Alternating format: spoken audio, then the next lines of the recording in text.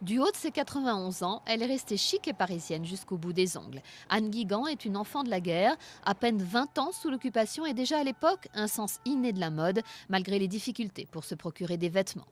Les Parisiennes, d'une façon générale, avaient le souci de l'élégance.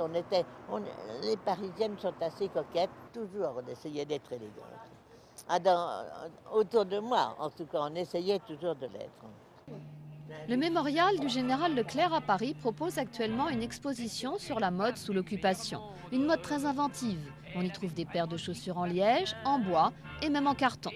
Par contre, les bas se faisaient rares. Mais les femmes ne manquaient pas d'ingéniosité pour rester belles. Quelquefois, j'étais avec un autre camarade ou quelquefois tout seul. Mais à chaque fois, c'était un véritable plaisir de voir ces femmes toujours aussi élégantes qu'avant la guerre.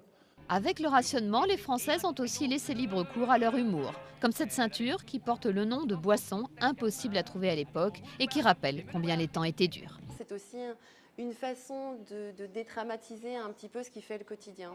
Dans cette volonté de rester belle et élégante, les Parisiennes faisaient aussi passer un message à l'ennemi. Le fait de narguer l'occupant, d'avoir le chapeau pétillant, alors qu'on a l'âme et le cœur très très tristes, était un devoir, je dirais, de dignité.